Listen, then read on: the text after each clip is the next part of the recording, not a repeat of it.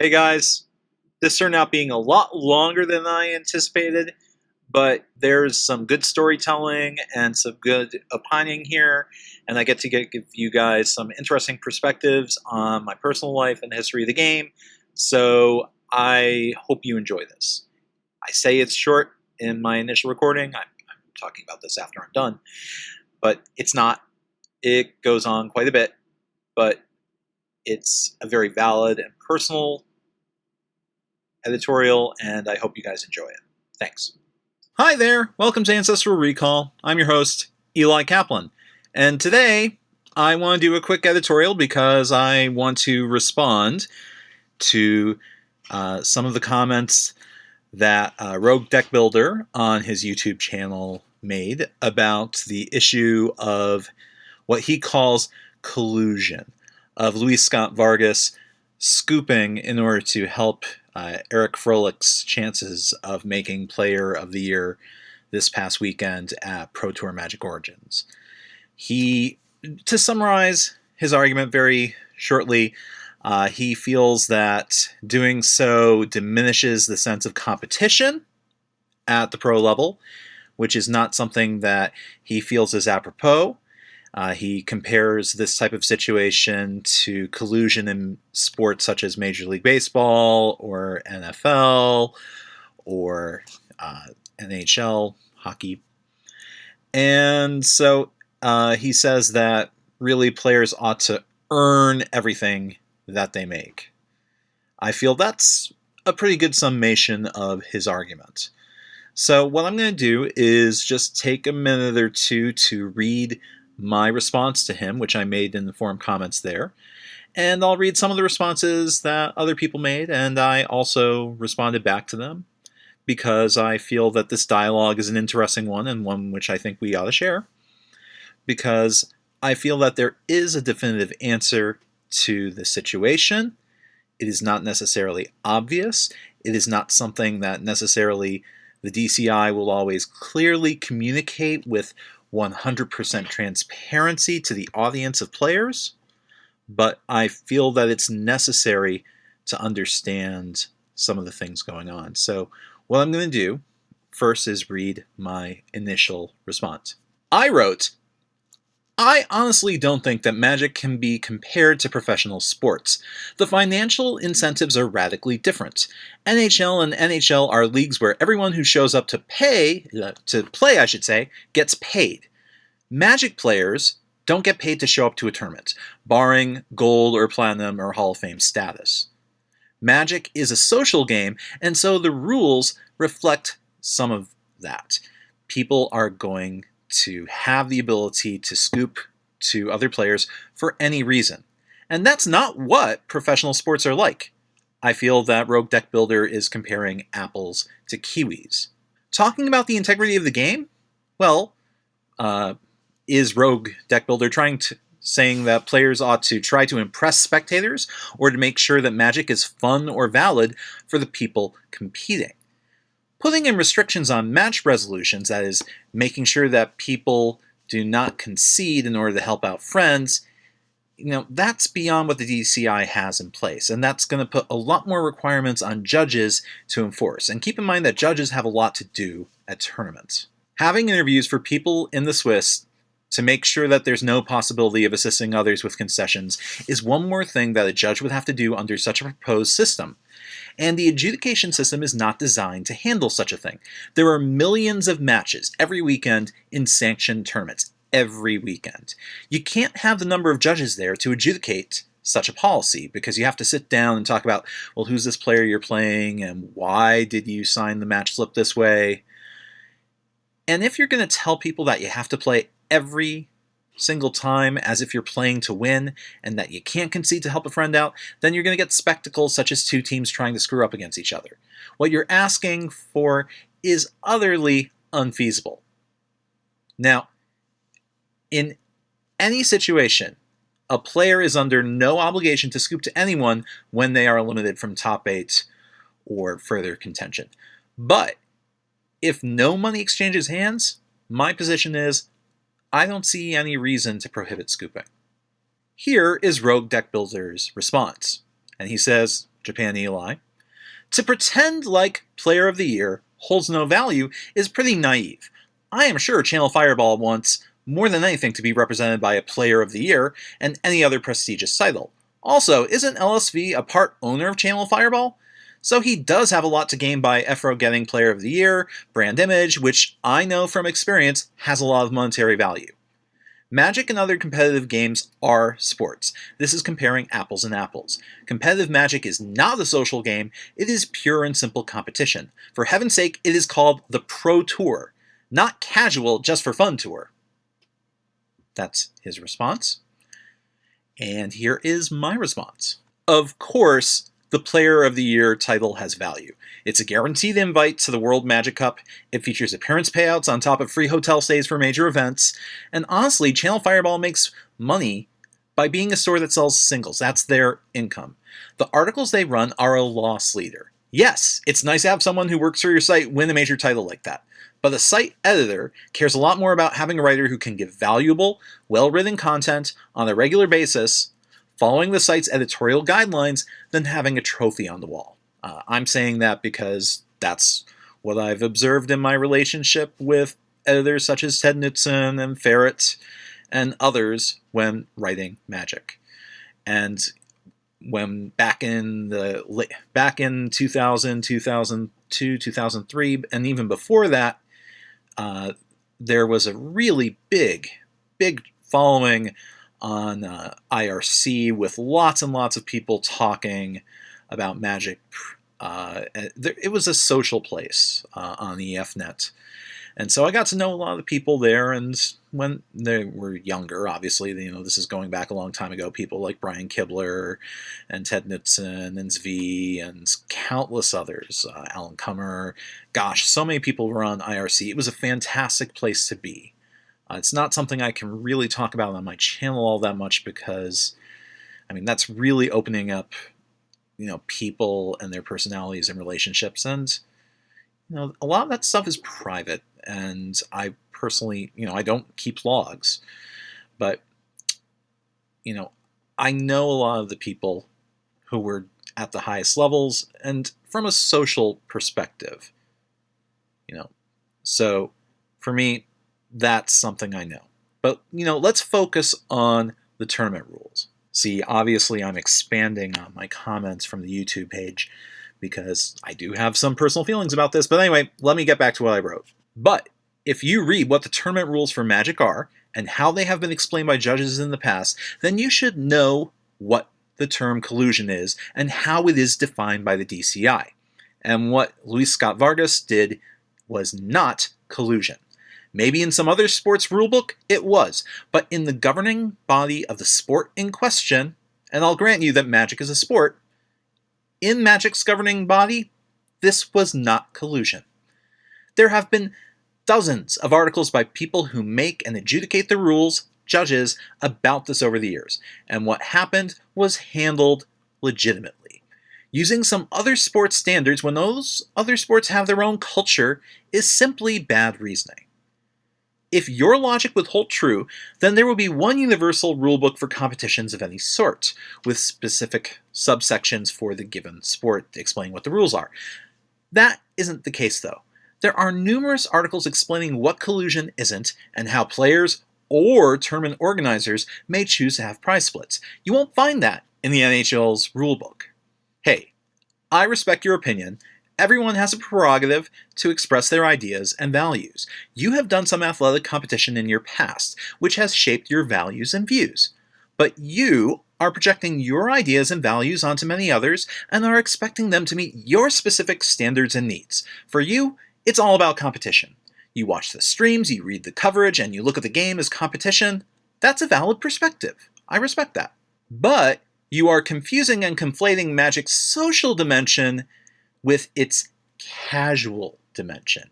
Now, I've made 6 money finishes at Grand Prix, including a top 8 and top 32, and I've played, admittedly not all that well, on the Pro Tour. I'm friends with many of the Wizards coverage people, and I've been to many Grand Prix, 2 Nationals as a coverage reporter, and observed some of the game's all-time greats and Hall of Famers while sitting at the same table. And I can tell you that from my perspective, not just for me, but for others, Magic is indeed a social game as well as a competitive game. Social does not equal casual. Results and finishes absolutely matter. It helps players finance their travels to their next tournament, and there is a strong social element about that.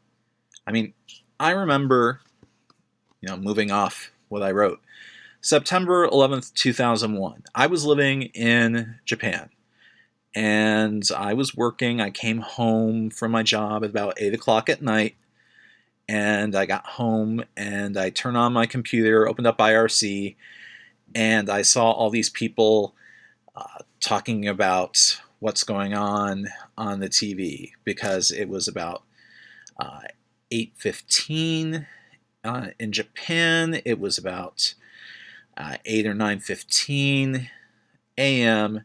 on the West Coast, on the East Coast, during the attacks of September 11th. And for those of you who were live at that time and who were paying attention, it was just a mess. It was a chaos. People were watching planes crash into buildings on live TV, people jumping out of buildings, and it was a really hard night for me. I had the TV on, and the feed was the NBC feed. It was commercial free, but it was being run on NHK, or whichever Japanese channel it was, and they just muted the audio because there was a translator who was listening to what was going on and just explaining what was going on from the audio, explaining in Japanese. And for me, it being halfway across the world was a very painful experience. I mean, for an American living abroad, seeing your home country attacked like that, it was a nightmare. You guys can tell I'm getting worked up about this. And, I didn't have a lot of source of information, so people all over the world, there were users on IRC from Finland and from France and from Germany and lots of Americans. And of course, this is right after there was a pro tour in New York right before this. So everyone was super worked up saying, "Where is everyone? Where is everyone? Do you guys know where so-and-so is? Can you call and find out where so-and-so is?" And then I heard that the plane went down in southwestern Pennsylvania, in what ended up being Shanksville, Shrenksville, I should say, which is about 3 minutes by drive from where my grandmother lives. And so I called my parents, who had talked to my grandmother for a little bit until the phone lines cut out, because the phone lines cut out in a lot of places. And my grandmother was in her house, and she felt the ground shake, and she didn't know what it was. And so, I called her and said, "Are you okay?" And then she said, "Well, I heard some shaking." And then I got on the phone and I told her, turn on the TV. But anyway, and then I contacted my parents. But I was also, having a laptop in front of me with IRC, and I couldn't digest the information that was going on the TV because I couldn't hear anything, and my Japanese wasn't able to read any of the crawl. So, people on the IRC Magic people were telling me, like, here's what's going on, and explaining some of the visuals, and we were watching some of the visuals of people jumping out of the buildings because there was a fire, and it was a really brutal event. So just saying that's one example of the social elements. And some of the people in this IRC channel were judges. Some of them were writers who were not at the Pro Tour level. What's his name? Designer Norit. Ken Nagel was on that channel. And so he was, he's someone who was there. Brian Kibler was there. So many different people there. Just talking about, what the hell's going on, what is going on in this crazy world. So, this is an extreme case, but, not everything was as traumatic as that, but there were lots of great chats that happened. So for me, knowing people all over the world who are at the top level of play, and me being kind of an inside source for what was going on in Japan, I was able to give them a lot of news about what was going on there. That was really exciting. So for me, the internet is a different environment today. People don't talk the same way. Social media is different. It doesn't have that same relationship as internet relay chat. But for me, that strong social element is there. Gosh, I really should get back to what we were saying. Forgive me for that digression. It's a long digression, but it is a bit of a magic story I wanted to share. Okay, so back to my argument against Rogue Deckbuilder. At the top and near top levels, Magic is a social game as well as a competitive game. You talk on the plane or the train to other people. You talk to your friends as you carpool. You know who's where in the standings. You calculate standings for your friends. You know how your friends are doing in the chase for silver or gold or platinum. You go to Thursday night karaoke before the Pro Tour, or make time for some pickup basketball the Monday after. You might even ask a local player to give you and your friends a tour of some of the regional sightseeing treasures. I wish you could have heard some of the stories I've heard Olivier Ruel tell about, Masahiro Kuroda, who I forget if he's on the Pro Tour or not. I think he may have missed out, but he ought to be. And Kuroda, when foreign players would come to Japan, he would take time out to show them, here's one of the famous castles, and here's some of the famous sightseeing places. He was a host, a diplomat for Japan, because he was proud of where he was from, and he liked spending time with all these people, and he was getting to use some of his English, and it was a very practical thing for him, but it was a social thing for Kuroda. So the people on the Pro Tour, people at the top levels of Grand Prix, they want to make sure that they can keep traveling and spending time with their friends in this activity that's outside your day job. I mean, lots of people have day jobs.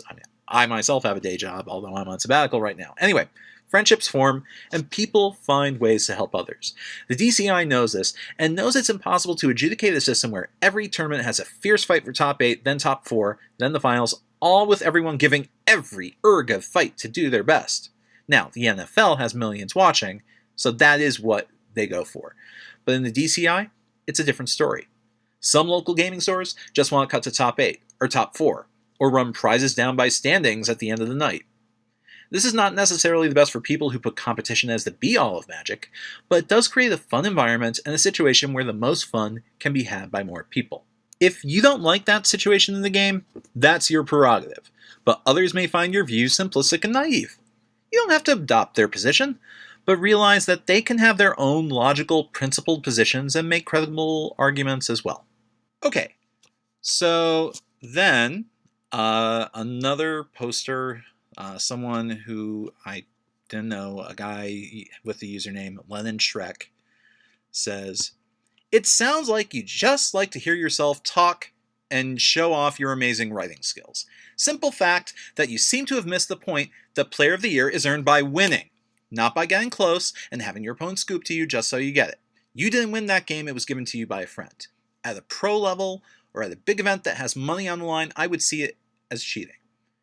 And Magic is whatever you want it to be. Play it at home with 3 other friends, it is casual, or go to the GP and win and make money, and it's not casual, it becomes a very competitive environment. The big sports are no different. NFL, NHL, NBA, whatever, it's not different. Play in your yard and it's casual, or become a pro and make a competitive career out of it." I know it's Career. Same thing, apples to apples. But on the competitive level, when someone throws the game so the other team wins and ranks higher, that is called cheating. So when LSV scooped so his buddy, and he ranks higher, that is also cheating. Simple fact. That's his comments. And so I'm responding to Lennon, and I say, "Lennon, first off, thanks for leading with the ad hominem attack. We were doing a decent job just making arguments and not making personal attacks. But hey, I know John Gabriel's rules of internet discourse. I try to be a person who goes against the grain in that aspect. Just leaving that there. You know what? You're going to make an ad hominem attack? Whatever. That's your prerogative. That's the discourse of a lot of people on the net. I'm just going to ignore that. Secondly, throwing around the word cheating when there is an explicit body of rulings that has been around for a long time in Magic is not what I consider accurate or defensible. You're welcome to hold any opinion that you wish, but when we look at real-world application, it is necessary to have a practical understanding of the DCI's tournament rules and how those rules have been interpreted. And if you don't like the way that the DCI interprets the rules, that's fine. But when people say that the rules allow this kind of thing to happen, and evidence backs it up, you can't just gainsay their argument by blindly asserting your opinion. Sorry, just a bit of rhetoric 101 here. If you really want to find a way to change the situation, I encourage you to write letters and blog posts and get the attentions of various judges and people at Wizards. They really do care about public opinion, believe me. And then, hopefully, they'll write a response and explain where their position evolved from and analyze the pros and cons of your proposal. But I suspect that the judges will concur with my observations below. And here are my observations. Do social links help players grab the Player of the Year status? Undoubtedly, they have in the past, and they are likely to again in the future. But it's only a very modest factor that is heavily outweighed by playtesting, iterating, and winning. Kenji Tsumura got to snag the Player of the Year title in part thanks to his teammates testing and practicing and drafting with him. And he also helped them with their game. It went two ways. The same is true with Shota Yasoka or Olivier Ruel. And yes, part of that networking does mean helping people who are on the cusp of hitting the next tier of pro benefits out as part of maintaining a good reputation. Magic pros today want to have a good reputation and be trusted by their peers, the same as in any other peer group. And sometimes a part of that is helping someone out. I specialize in Magic history, and here's a little piece that I will share that I'm not going to talk about on my channel. Oops, okay, that's not entirely true. In fact, I'm making this video blog, so obviously I am sharing this with you. Now, what I'm talking about here is an opinion, this is history, and talking about it is a bit like seeing how sausage is made. It's not something that is necessarily pleasant to see. Back in the late 90s, the Pro Tour was a very different environment. Pro Tour qualifiers, very, very different than they are today. People actively sought out to give their opponents DQs and gamer match losses by trying to work the judges. The rules were used as a cudgel to try to screw people over. Judges focused on making sure that anyone who had the rules infraction got severely punished. People said that Country X pushes the rules to win, or players from Country Y are friends with the judges, so they get better rulings. The judges play favorites. The judging community took steps to try to get away from that. The focus moved away from punishing people for mistakes to correcting game states and making players respect each other, and allowing people to have some room for helping each other. By doing favors for each other, by building the social benefits to working together at the top levels of play, and by making sure that the judges were vigilant and trained to handle attempted cheating, and getting better at spotting it, as well as taking the lead to find cheating as opposed to just trusting players to report, the judges were able to get the players to trust them. And this trust fostered better behavior and camaraderie at the Pro Tour. What you are asking for, while with the best intentions, could lead to an environment that resembles the early days of Magic tournaments, and that wasn't a healthy situation. Organized play has become a much friendlier, much more healthy environment. Competition is still there. Competition is very, very important. They want to make sure that the competition is fair, but the judges also explicitly value people having a good time. From the Pro Tour to the Grand Prix, to the PTQ, to your local F&M, the user experience is paramount. And while that focus may not mesh with your values, with your idea of what sports and competition is, that is what organized play was created to do. Making Magic fun and keeping players involved is the whole point. It isn't about giving away money or trophies. It's a marketing ploy. It's a good one, in that the game of Magic is intrinsically interesting and engaging, and organized play enhances that. And that's why people take organized play and the idea of collusion and cheating and what isn't cheating very seriously, and why some people are arguing against Rogue Deckbuilder's position, as obvious as your concerns about integrity are. Your concerns are not wrong. You are not talking with bad intent, but you may not have the broader perspective and view of the past and how it interacts with the present to really understand the implications of what you are saying. And for those of you who disagree with me, that's fine. I respect the ideas and the values that you have, even if I disagree with them. I just hope that my ideas and my vocalizations and the things I've, ad-libbed here, I'm not working with a script. I mean, I am working with what I wrote, but, I do go off of that because that's how I feel and I'm passionate about this. And I hope that my ideas come across to you in a coherent and cohesive way. So, I'm a person of others. I appreciate that. Anyway, I want to just share that with you guys. I feel that, finding a way to make Prize, to do friends a solid is not something that is a bug in Magic. In other sports, absolutely it's a bug. But in Magic, it's a feature. All right, guys, this is Eli Kaplan for Ancestral Recall.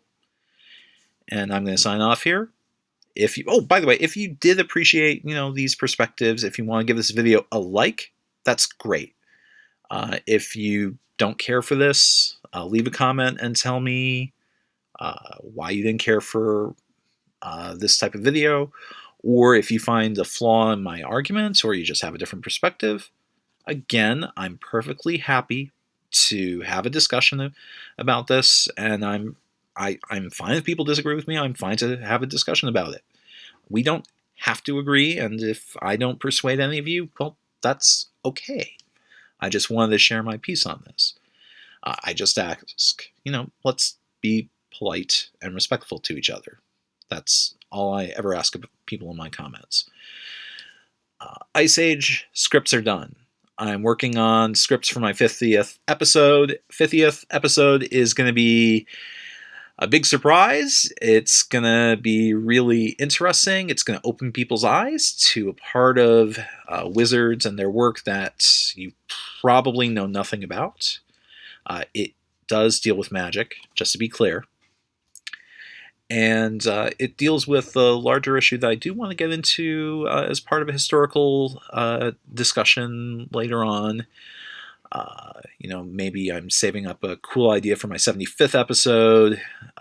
I do have a big project for that I want to work on, although, I don't have a really great place to shoot, which is why I'm doing this from my parents' house, which is where I'm spending my sabbatical. But anyway, I'm blathering here. You guys have watched me talk long enough, and you're probably tired of me. But in case you're not tired of me, I really appreciate it, and thank you guys for watching. Take it easy.